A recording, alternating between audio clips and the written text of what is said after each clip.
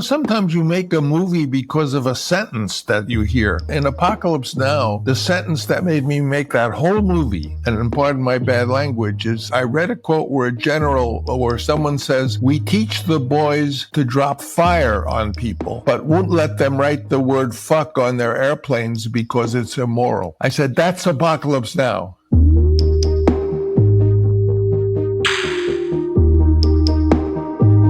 I wanted to start with the Catiline conspiracy because it's such a fascinating thing to me that I feel like very few people know about, but was arguably one of the most famous events in Roman history. And, the founders were all intimately familiar with it many centuries later, but it's been largely forgotten today.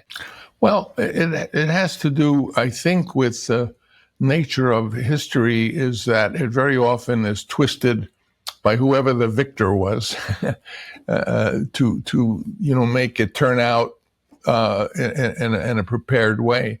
And the Catiline conspiracy, there are a number of accounts. The most famous one is Sallust, I think, but also Suetonius talks about it and presents it in a different light. So these historical events really are based on interpretation having to do with who ended up with the power to write the history. Are you familiar with this lady? I think she's still living, Mary Beard, who's sort of one of the, yeah. Well, I had at one point asked her to read my rough script, which was, you could say was taking America as a historical counterpart of Rome because we were founded on Roman ideas, and my original idea, what if the Catiline conspiracy was something between Mayor Koch and Walter Gropius, who was architect who had come to America. That was how it was beginning to emerge in my mind. Mary Beard said something to me very interesting. She said, the most successful Roman adaptations were done by George Bernard Shaw because he took great liberties. In other words, he sort of, like in his famous Caesar and Cleopatra, he just made it up, based on what he thought made sense. And so she suggested I take many more, that I was trying to follow the history a little too carefully. And she advised I took more liberties. And she said, read the Suetonius account of the Catiline conspiracy, because in it, young Caesar had more to do with it than history knows. And as he was the young Caesar, as at the age he was really an accomplice of Sergius Catiline. And that's when she said, you can even call the character Caesar because, frankly, she said, when you give this out to people, they don't know who the hell Sergius Catiline was, but everyone knows who Caesar was. Sure. So I took her advice and I did a draft where I sort of just was more free with what I was saying. And of course, just to shut up for a minute, but, if it was, since it was ultimately in the Catiline conspiracy, it was Catiline who survived. He sort of wrote the history. Cicero, you mean? Yeah. Just like with Cleopatra, Augustus writes the history and made Cleopatra be this sexy seductress, but in truth, Cleopatra was a genius. Yes. But she doesn't get credit for it because no one on her side, wrote the history. So I rewrote it according to this suggestion, and I made Caesar more the way he appears in the movie. But that was taking great liberties with history, as you know. It's sort of a prequel to the most famous event in history, which is sort of Rome's civil war and the assassination of Caesar, because you got all the main characters. You've got Caesar, you've got Cicero, you've got Cato, got Crassus. Crassus, and then of course Catiline, and we've just sort of forgotten all about these sort of preceding events. One of my favorite books is this book called The Storm Before the Storm, and the idea is that we kind of just see Caesar crossing the Rubicon one day as if it just popped into his head, as if there wasn't all this history and all these other events leading up to this other major event. Yes, absolutely. Well, I'm going to get that book. So thanks for the recommendation. Yeah, you could argue, though, I think your point about it comes down to who tells the story. Catiline's biggest mistake, aside from, trying to lead an insurrection, is that he attempts to lead an insurrection when the government is led by Rome's greatest writer and speaker. That was a fatal error right there. Also, history tends to ignore some other events that had happened before, which is the whole period of, I don't know how to pronounce his name, but Sulla. Mm-hmm. And who is there was another general after Sulla. Marius. And that was a very traumatic period of Roman history, and with the Sulla proscriptions. Mm-hmm. and what went on. And Catilina, Sergius Catilina, actually was an errant general or a participant with Sulla, which, of course, most people today know nothing about. They talk about, Caesar.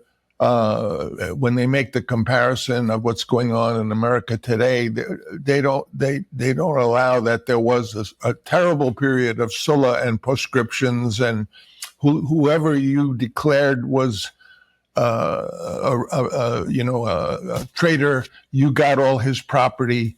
Yeah. So there's a lot about Roman history that isn't commonly known. I mean, obviously, and at our time of our founding, of course, any intelligent young man had Latin training, so they knew a lot more than we know today, I think. Yeah, I was so struck by rereading some American history, and when Aaron Burr sort of comes onto the scene, he is like universally referred to by all the other founders as a kind of modern Catiline. Yeah. And they would have known, your average person, when they heard that insult, would have known what that meant. Whereas today, if you called some modern political figure a Catiline, people would be like, what are you talking about? Had you, by the way, ever read Gore Vidal's book on Aaron Burr? No. That's another great book. Vidal was a brilliant, for all his other complications, he was a great scholar, and he wrote a beautiful book on Aaron Burr, and also on who's the first Christian emperor? Constantine? Yeah, well, a lot of what I learned from Gore Vidal. Interesting.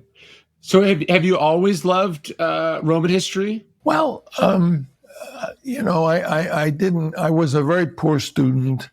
In fact, I was such a bad student, but partly because my father was always moving, and I was always the new kid in school. And I used to get, in those days, if you had a bad report card, which I got every term, you'd get a beating. I got a beating from my father with a strap. And he said to me once, I remember, if you don't get better grades, I wasn't smart enough to say, but Dad, you take me out of school every 6 months, which was my defense. But he always would threaten me. He said, if you don't get better grades, I'm going to send you to a Jesuit school where you get a beating if you don't get grades. And boy, do I wish I had been sent to a Jesuit school, because I would know Latin and Greek. Yes.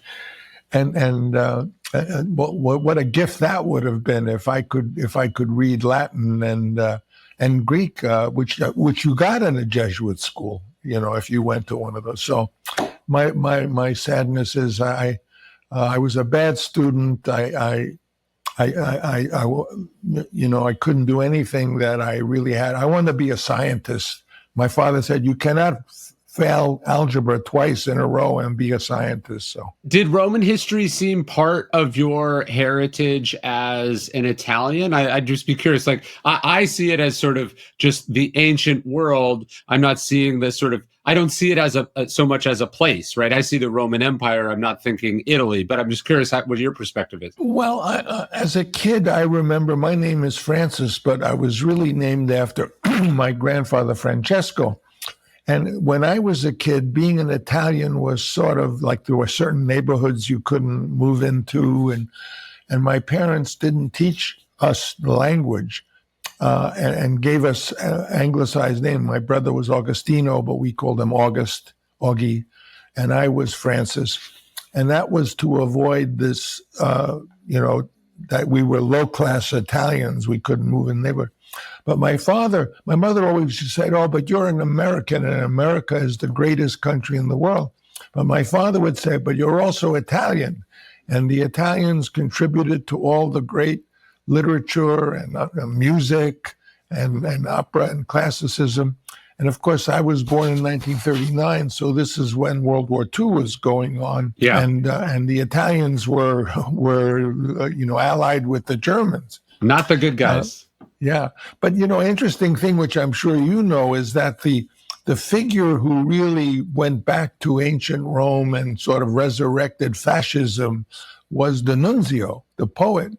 And he was the one, because he was a brilliant, he knew about history, and Mussolini, who was a journalist, was imitating the Nunzio with all the Heil and all that stuff.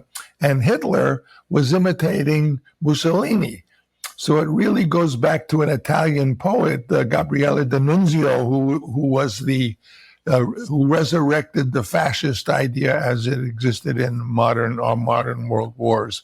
Yeah, there's always been this battle to sort of say who owns these stories, who, not just who tells the story, but then who owns the figures and who gets to claim to be a descendant of them. And then, yeah, art has been this process of writing and rewriting and retelling these stories from different perspectives. What is your ultimate read then on the Catiline conspiracy?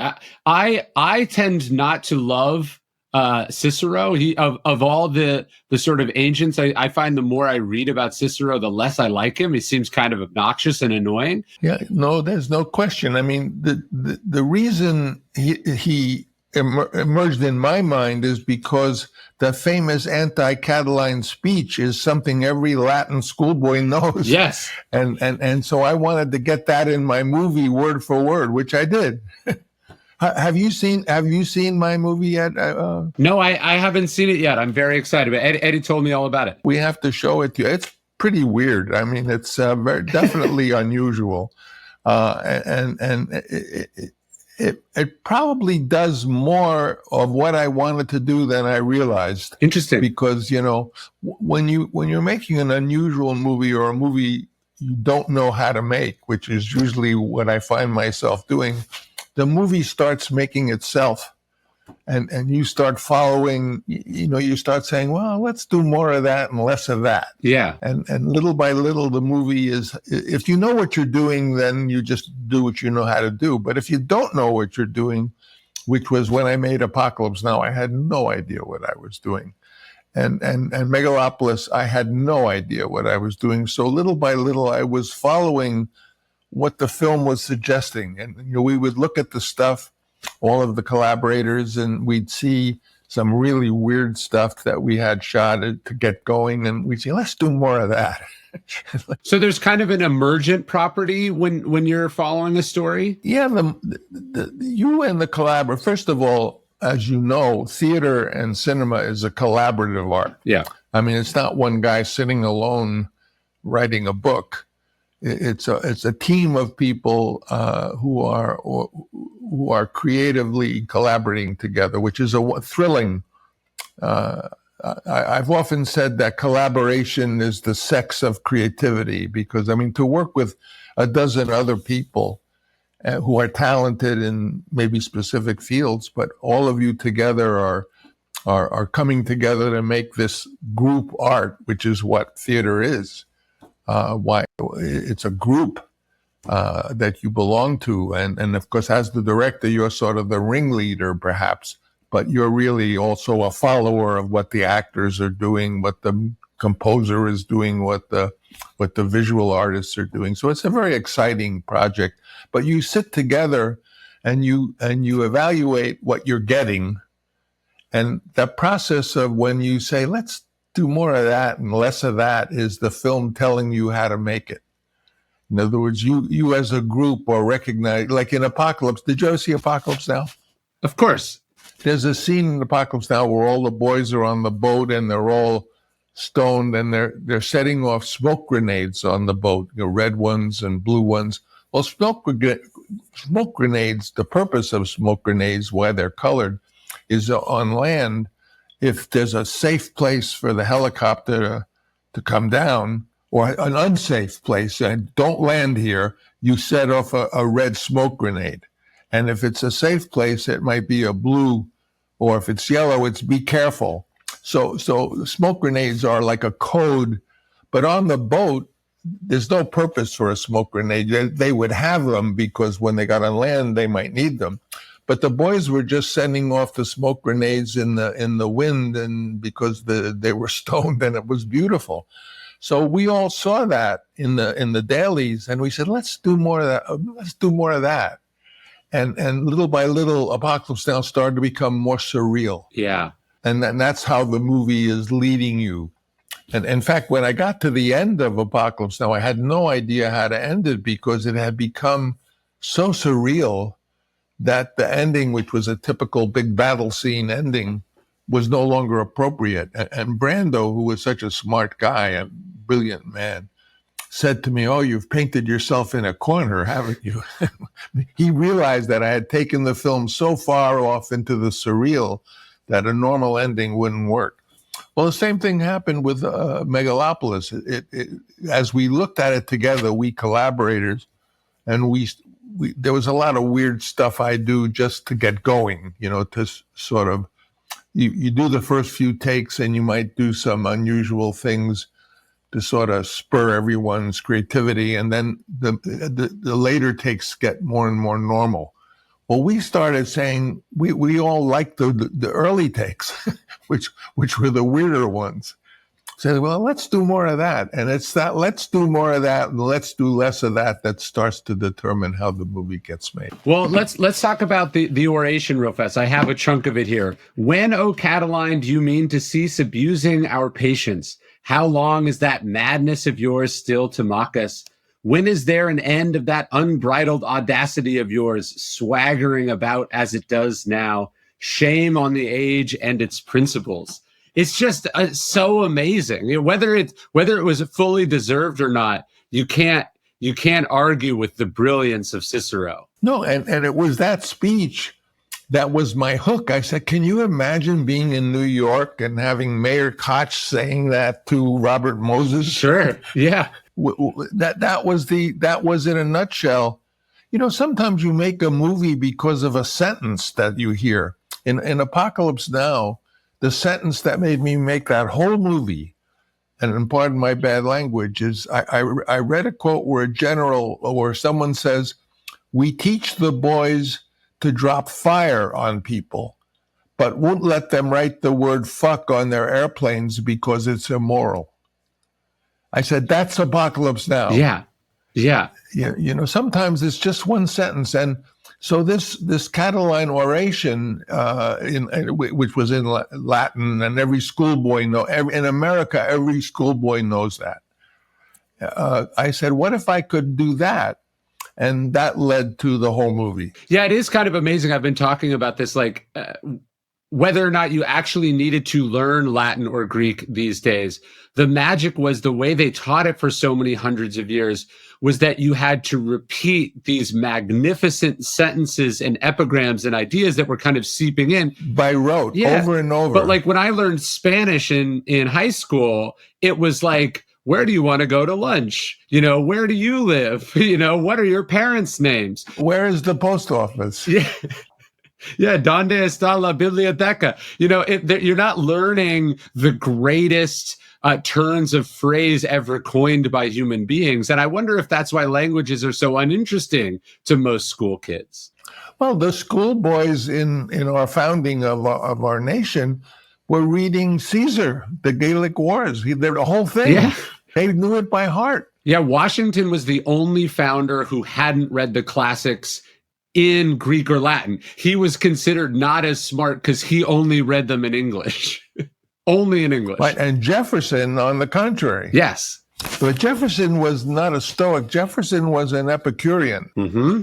Yes. Do you know much about Epicurus? You've given me such good tips. I feel that this kind of conversation, I owe you a few good ones. Tell me about Epicurus. I know a bit about him. I think he also gets a bad rap. Yeah, he gets a very bad rap because Epicurus did not believe in life after death.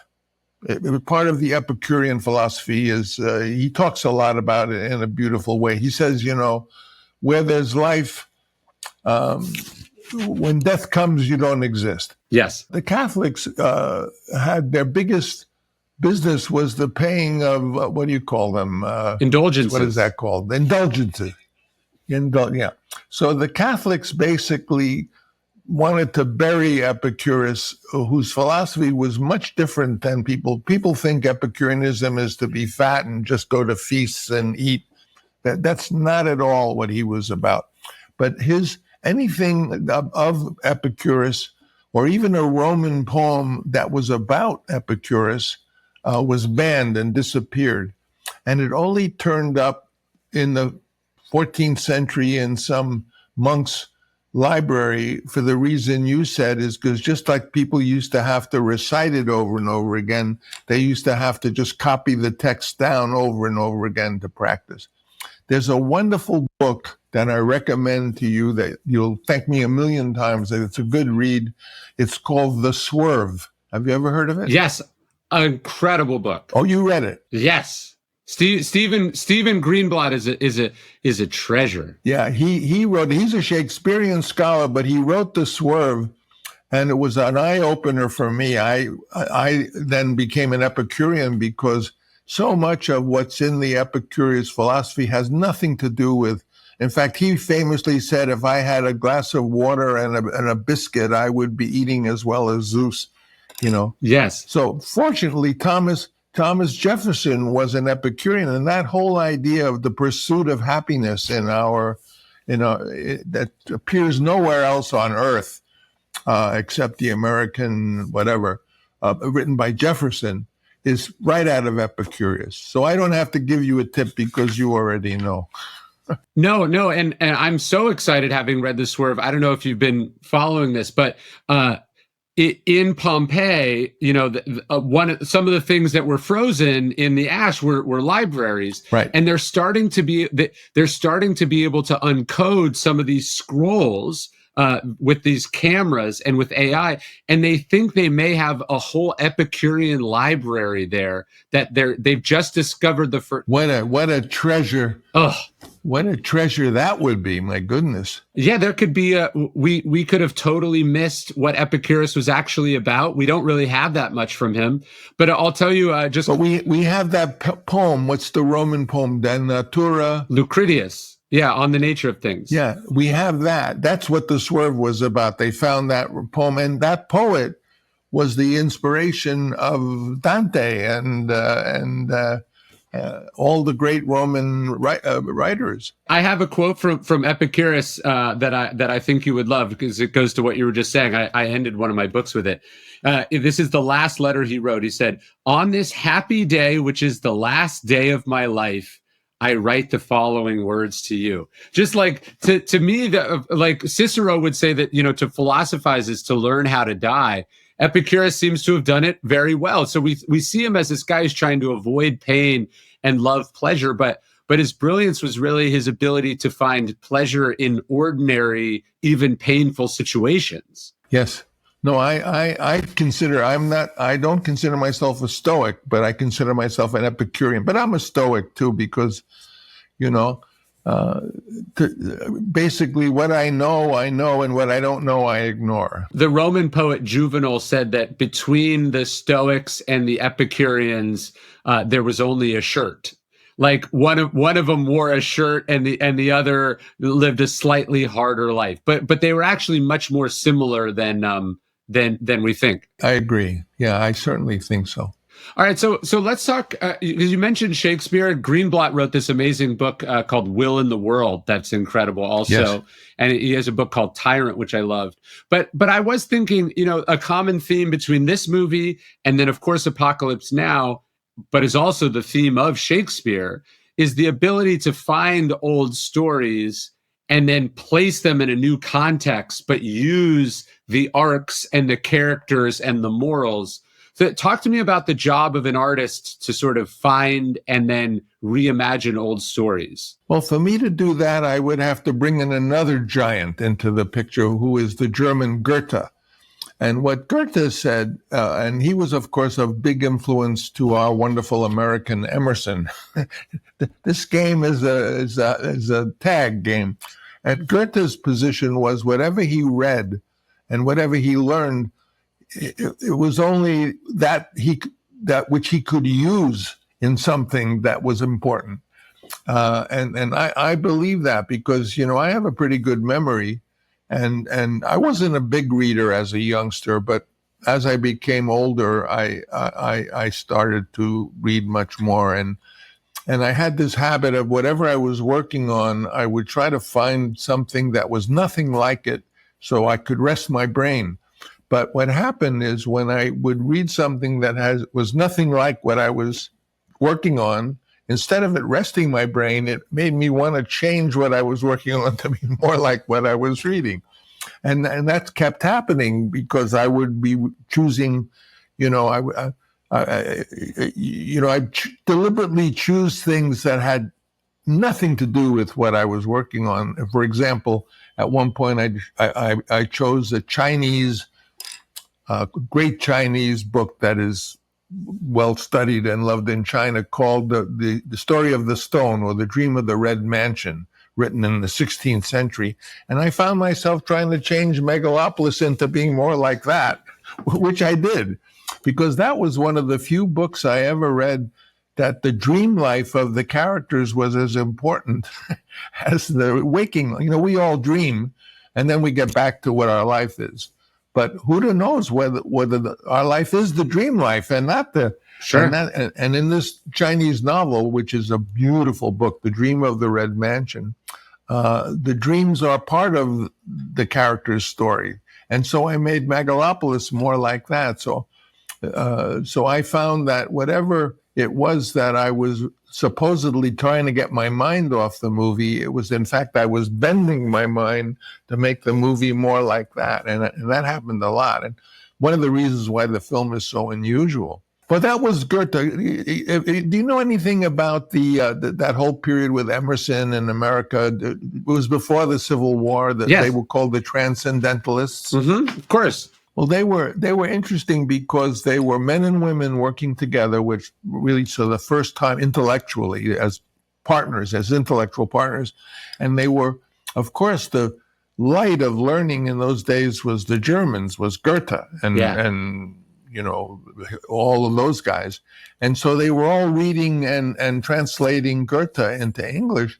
And Goethe's whole position was that what you read was only important as if you could make use of it, if you could put it in your work. And that's what I believe. I believe that whatever I think is great in the cinema, which there's a lot that's great, it's, people ask you, what are your 10 favorite films? I said, ask me what my 1,000 favorite films, or who are the greatest filmmakers? What's your list of the top 10 great filmmakers? I say, I'll give you 500, that it's too abundant. Sure. And very exciting, our literature. If you look at literature as what you're able to take from. Yeah. And be inspired by and copy even, I don't know who was it said. It says, poor artists borrow, great artists steal. I don't know who that was, someone. But that was what Goethe did. Sure. He wrote a book called, what the hell was that called? Wilhelm Meister, a German woman. And that was him stealing from Shakespeare. Yeah. That was Goethe saying, I want to be as much like Shakespeare as I can be. When Shakespeare's stealing from Plutarch and from Montaigne and from these sort of Danish legends and other plays, they were all stealing from each other. Marlowe and in fact, I think Stephen Greenblatt is writing a book on Kit. What's his name? Kit.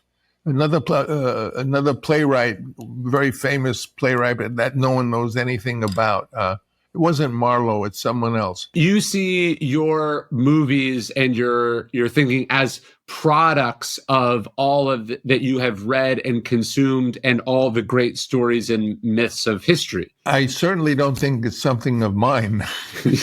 I am it was what it did to me. And I once read an obscure book by Balzac. I don't know where the hell I found it, in which someone's talking to Balzac and says to him, a lot of the young writers are just stealing your stuff. And Balzac said, that's why I wrote it. This is because if they take my stuff and make use of it, then I will be immortal in their work. That's beautiful. Balzac understood that this is a process that the young are inspired by the old, and then they become old and they inspire. And it's sort of like having a great-grandson or a great-great-great-grandson, is that you live through them. And artistically, what Balzac was saying and what Goethe says is that by taking and being inspired by these great artists of the past, who are probably inspired by a great artist, it all goes back to, Sappho and those kind of people, and Homer, whoever the hell he was or she was. They live through us. That's why when you tell me that they may have discovered more of Epicurus, I mean, imagine if someday we get lucky and discover more of Aeschylus or more of, so we have like 7 plays of Aeschylus, and he wrote 300. I was just reading this book called Papyrus. I'm just so excited to tell you this. So I was just reading this book called Papyrus, which is about the history of paper and the early writings. And one of the things the woman is saying is that those scrolls, because they weren't books, so they weren't like books on a shelf, they were in these scrolls. And the boxes you would keep those scrolls in, she says most of them held 7 scrolls. And so the reason they think we only have like 7 plays from Aeschylus is that just a single box. But imagine if somehow, somewhere with our technology, like with you mentioned imagine we find more Aeschylus or more Sophocles or more Euripides or more someone we never heard of. It's thrilling. It's so thrilling. I mean, they discovered Gilgamesh like in the 1800s. I love Gilgamesh. Me too. It's all about how the teenagers are not listening to their parents. Did you ever read that wonderful Persian book called Shahnameh by Ferdowsi? No. That's like Gilgamesh. It's an early Persian. It's great. The thing about these things like Gilgamesh is they're like 7,000 years old, but they're great reads, like Homer. My son is 8, or he's turning 8, and he's obsessed with the Odyssey, and he loves all the jokes. And he's read comics about it, and he listens to music about it, and he's read these different translations together. And there's just something amazing about watching a young person get excited and lit up by the jokes that were passed down orally for thousands of years, and they still work. Like the timelessness of it is incredible. I think Gilgamesh is a good example. Yeah. That also is like that. And this book, Shahnameh, the Persian, is called the Epic of Kings. It's another one like that. They're great reads. Yeah, the Bhagavad Gita is, of course, is another one. Just these myths, and yet to think that we have thousands of years of continual use and discussion in Western civilization of the Odyssey. So it's so much more familiar with us. But to think we've only had like 150 years of Gilgamesh because it was lost for so long. Right. It doesn't have the same cultural prominence, but that doesn't mean it's not as brilliant and it doesn't teach the same lessons. That's true. Are you familiar at all or interested in Sanskrit and ancient Indian myth? Yeah. Have you ever heard of a woman named Wendy Doniger? No. She's the pretty much world's expert on that subject, a woman. The first girl I ever kissed. I was not the first boy she ever kissed. I was 17, she was 16, but she went on to become this. I still know her. She's a great, brilliant lady. I've been reading a lot about T.E. Lawrence lately and sort of Lawrence of Arabia. Yes. And just the epicness of that life, sort of feeling like it was plucked like he talks about in the intro, his intro in the Odyssey, he says, like, you know, to be able to translate the Odyssey, you have to be able to have killed people, and you have to have fought lions and been attacked by pirates, and just the sort of tradition of the epic stories that we have is just such an incredible thing. What's the name of the woman of that time who was around with all those guys? There's a famous English woman who was there with Lawrence. Yes, Gertrude Bell, I think. Yeah, I think it's Gertrude Bell. Yeah. She was another figure. Well, Alec Guinness in Lawrence of Arabia played Faisal II. Yeah. And Faisal II was a great, great, great man. And I think Gertrude Bell knows what happened to him because he vanished very mysteriously, Faisal II. I was fascinated. I had no idea that basically after he becomes the most famous man in the world, he just enlists in the British Air Force. And he's a mechanic for like 10 years. Amazing. And like the fame sort of breaks him, but he decides just to do manual labor as a way to kind of reset himself. His life is itself almost a kind of a Greek myth. Well, there are some extraordinary human beings that, you know, I've had the pleasure of, I'm so old now because you're obviously a young man, but I'm so old. I actually met some of these people, you know. I mean, I met... Well, one of the most extraordinary people I ever met, I know he's an actor and everything, is Marlon Brando. He was a one of a kind. And you know, some of the Kurosawa, I met some really great people. And I know Stephen Greenblatt. He's a wonderful man. Who else like that stands out to you? Like, so the people that your life intersected with that you can hardly believe. I met Marcel Duchamp when I was 16. Wow. He was fascinating. Some other figures were less famous. A man named Fred Coe, who was an early founder of television drama, Fred Coe. Of course, a lot of filmmakers like Jean Renoir and Billy Wilder and people like Jack Warner and Daryl Zanuck and Samuel Goldwyn, some of those people. Did you ever meet F. Scott Fitzgerald? I never did, no. And the authors, let me see, who did I ever meet? I'm in love with Edith Wharton. I have a big painting of her, but I went to her house in Connecticut. She was one of the greats. In literature, I'm trying to think. This is probably interesting only to me, but did you ever meet John Fante? Yes, very well. Ooh. He was a wonderful man. He's my favorite. Well, did you ever see that beautiful film with Nick Conti and about is it Billie Holiday or someone where he's building his father? He's a writer and his father is a bricklayer and comes Full of Life. Full of Life. Yes. Yeah, I knew John Fante. He was a nice man.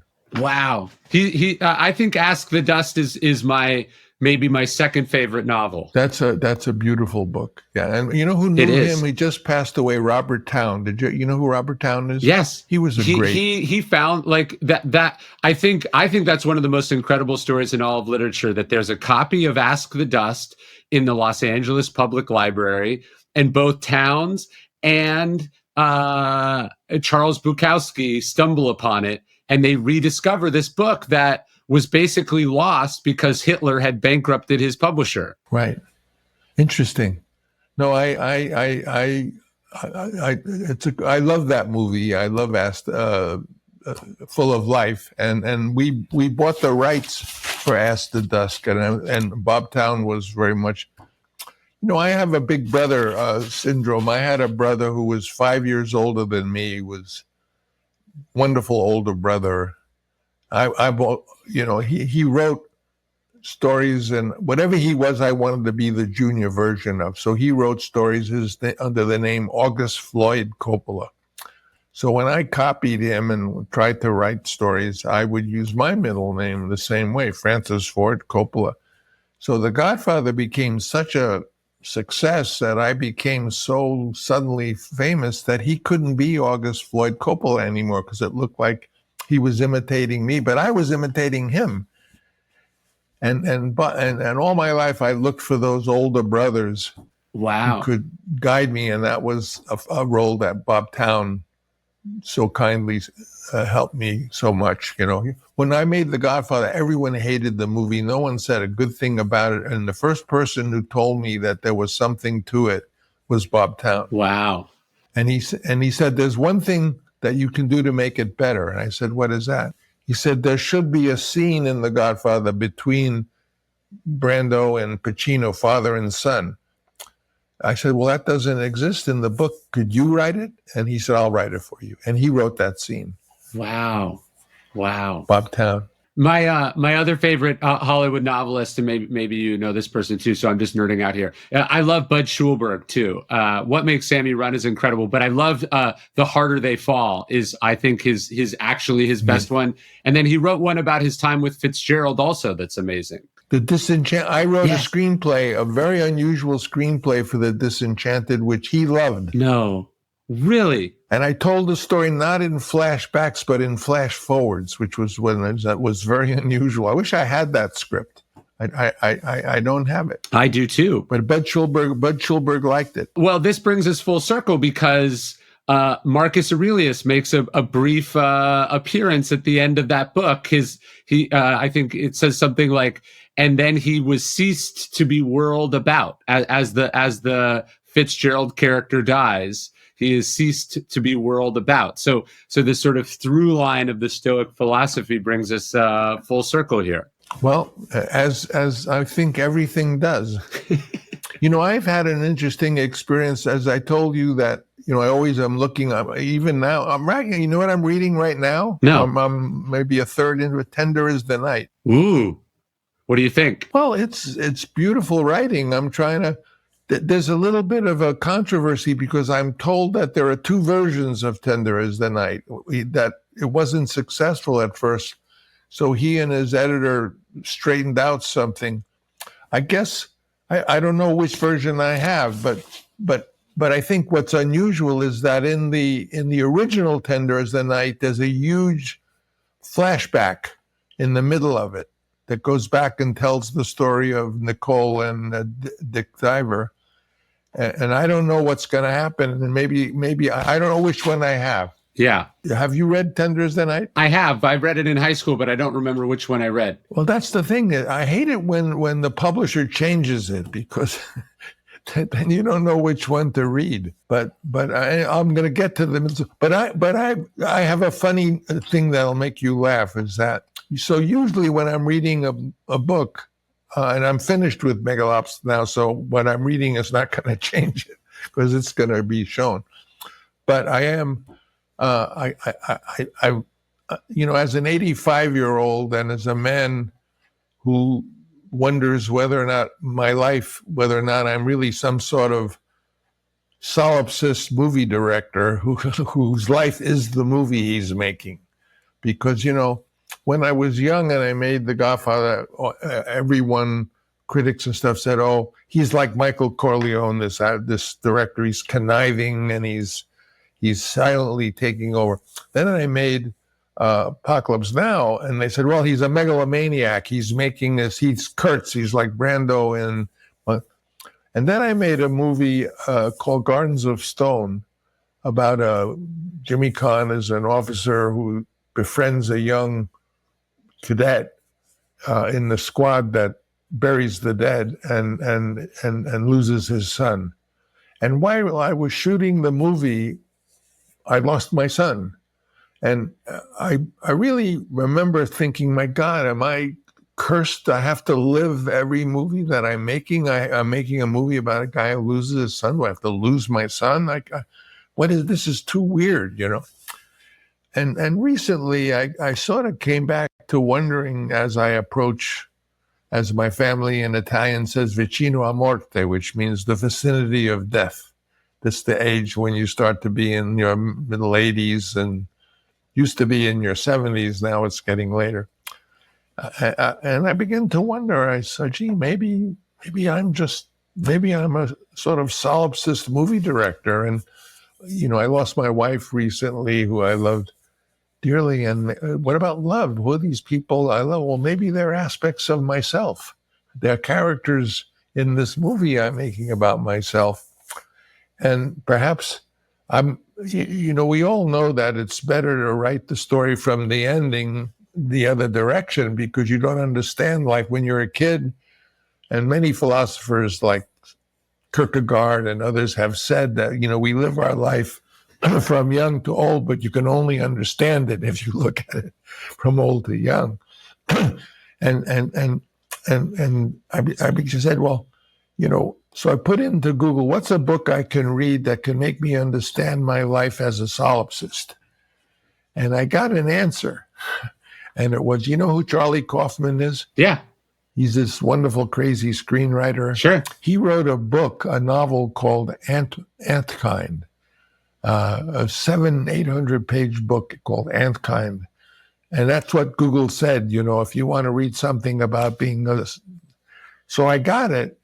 And damned if as I said, everything I read changes my movie, but this book is changing my life, because so I finished it after 750 pages, and it was not unsatisfying, and the ending was sort of interesting. And I don't suggest to read it, although it's hilarious, because it's a long read. but that's my latest experience is reading this crazy Charlie Kaufman novel. I love that. And speaking of books, just because I know he's a through line in the movie, one of the characters quotes him a few times. What's your relationship with Marcus Aurelius's Meditations? Well, I have. He's quoted a number of times in the movie. There's. I wrote down every time there's a beautiful scene where a father and daughter, sort of the Cicero scene, and she says at first, it is the responsibility of leadership to work intelligently with what is given and not waste time fantasizing about a world of flawless people and perfect choices. And that's sort of appropriate for the Catiline character, who's a futurist. Yeah. And then she looks to her father and she says, the object of life is not to be on the side of the majority, but to escape finding yourself in the ranks of the insane, which is very appropriate for today. Yes. And then she kisses him and she says, finally, the universe is change. Our life is what our thoughts make it, which is Marcus Aurelius, the great Marcus Aurelius. What a great emperor Rome had. Yes. The only philosopher king. And what a terrible son he had. Yes. Yeah, you could argue that Joaquin Phoenix's Commodus is maybe too generous. Like he was actually worse. He was worse. He was worse than Caligula. Yeah. How does that? If anyone could be worse than Caligula or Nero. Yes. I'm fascinated with that. How does such a great man raise such a terrible son? Well, it comes down to how many wives did he have? Who was Commodus's mother? Faustina. Marcus only had one wife, and they were pretty. We're told he loves her deeply. There's some rumors that she's unfaithful, but we're told he loves her deeply. The problem, I think, is Marcus Aurelius buries 6 of his 11 children, which I don't know how a family could possibly withstand that kind of tragedy. In the old days, a generation before us, people usually had 6, 7, 8 kids, and they lost 2.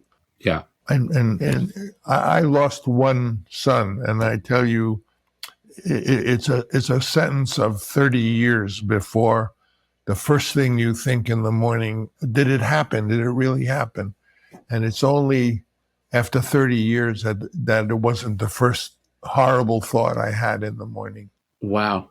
It made me think of that great Aeschylus quote. There's an Aeschylus quote about how the pain drips on you drop by drop until by the awful grace of God, it took me 30 years for the horror of realizing I lost my son to not be the first thing I thought of in the morning.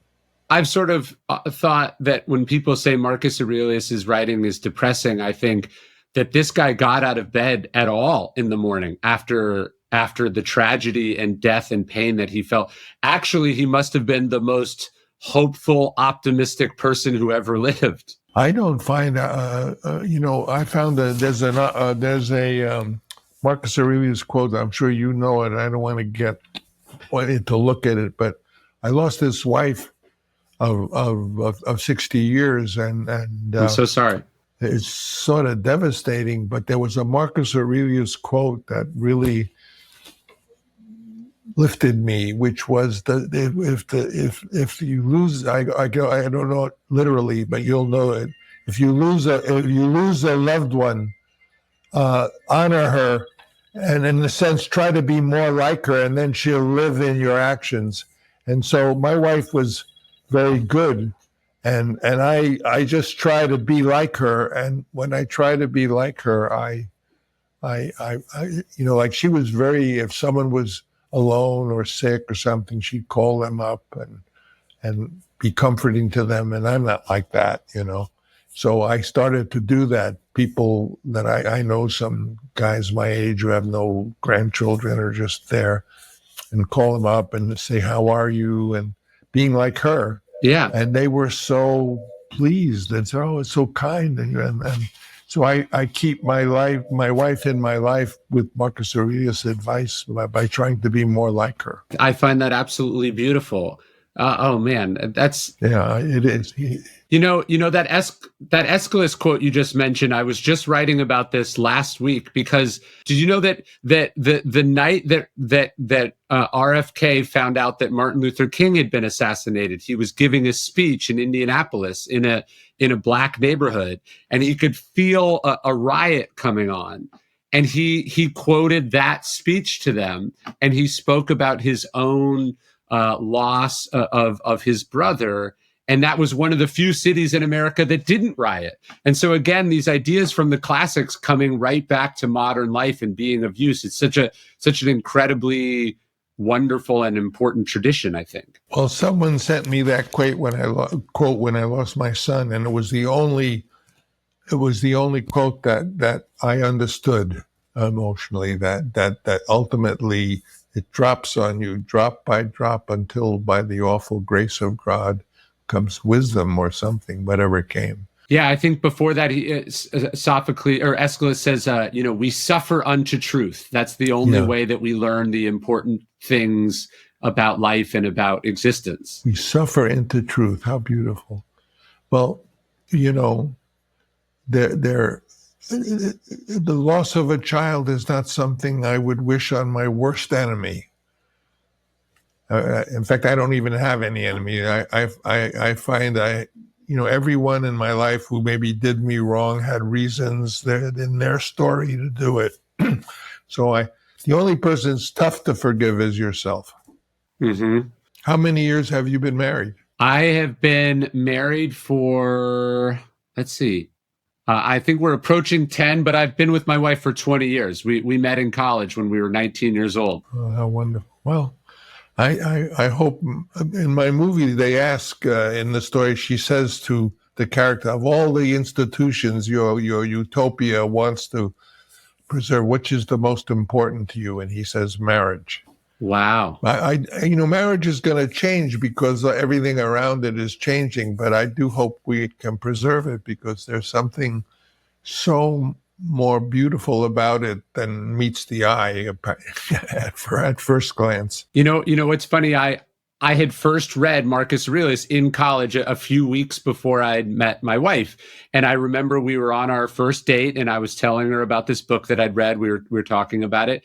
And so many years later, I go to the shelf to pull down a copy of Meditations. I was going to get something out of it. And I found a receipt inside. And I learned in that moment that my wife had went and bought herself a copy from Barnes and Noble, like a few days after we had met. How wonderful! Yeah. I have a beautiful set. You know what I own here? I can show it to you. It's right there. I have the Loeb library. Oh, all the little green and red and blue ones? The whole thing. Ooh. The whole thing. The whole wall is covered with it. I only wish I could read either Latin or Greek, because everything I have is in Latin and Greek. I have the whole thing.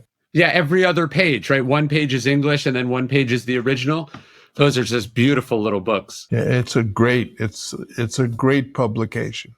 I have the whole thing. I'm very proud of it. I wish I could read it. Francis, this has been the treat of a lifetime for me. I have one kind of last question for you. This might be a big one, but I'm curious Okay. You basically make this enormous bet at this point in your life and career. You go all in on this idea, which you've been working on for something like 40 years.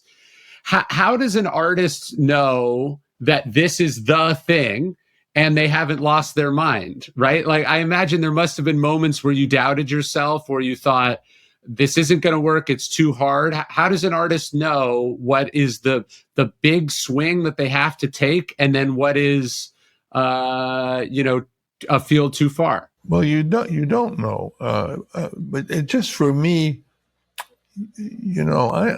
I'm more interested. If you said to me, "What do you want? You want $1,000, or you want 1,000,000, or you want 1,000 friends?" I'll say, "I want the friends."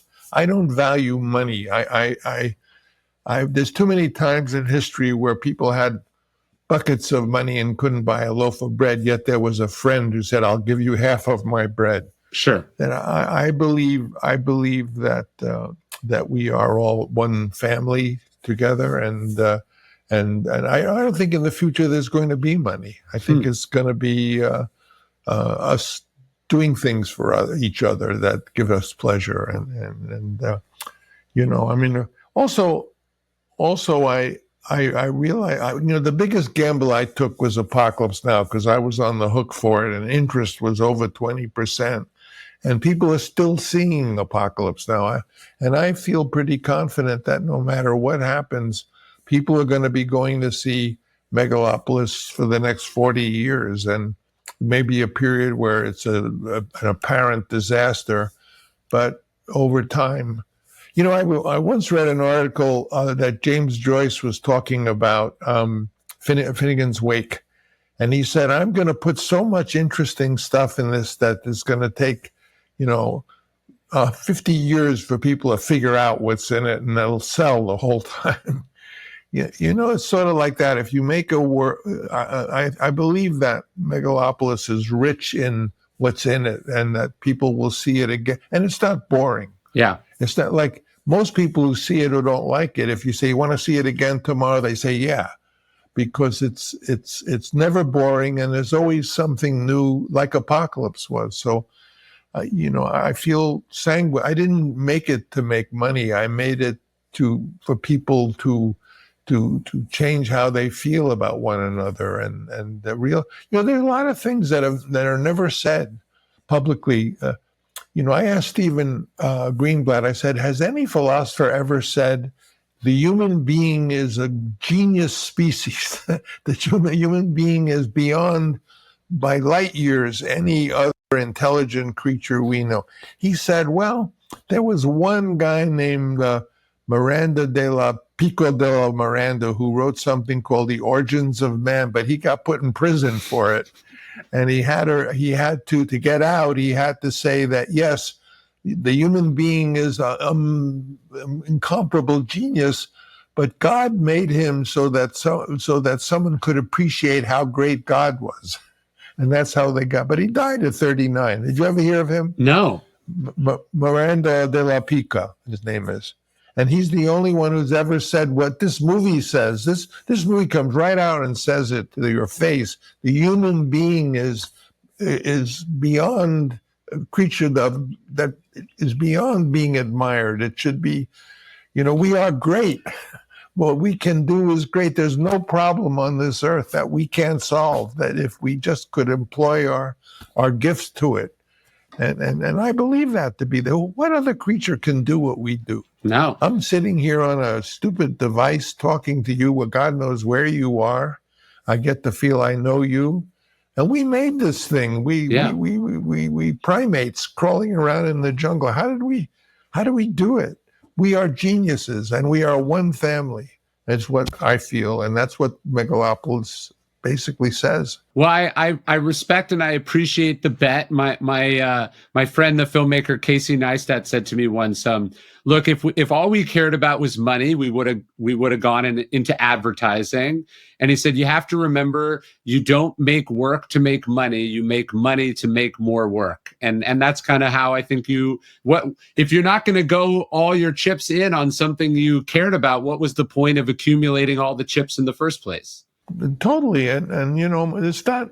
Those chips are nothing. My real chips are my children, and what we're talking about is whether or not there's going to be a habitable world for them. I have a great grandson. He's 15 months old. What kind of world is he going to live in? If we're gonna destroy it in front of our eyes, I don't know. My dream is that this movie, every Thanksgiving, people are going to see. Every New Year's, people are going to see Megalopolis, and at the end of seeing it, instead of after saying, "Well, I've decided I'm giving up smoking, or I'm going to lose weight, or I'm going to behave better," and I want them instead to say, "Is the society where we're living in the only one available to us, and what can we do to make it better?" And every Thanksgiving, that's going to be the conversation. And that would be utopia, because if we had that conversation, we would make it wonderful. That's a lovely idea, and I hope that happens also. Francis, thank you so much. This has been incredible. Well, it's a great pleasure to meet you. And where you said where are you based? I forgot. You're right outside Austin, Texas. Please, if you go to the Mexican restaurant, send me a note if you liked it. I will. I'll go. Do you know Richard Linklater or Roberto Rodriguez? I know Richard a little bit. We both live in the same little town here. He's the original in this town of Bastrop, Texas. But I have a little bookstore and everything here in the little town. They're both wonderful people. I'll tell him you said hello. Okay, bye-bye. Nice to meet you. All right. See ya. Bye-bye.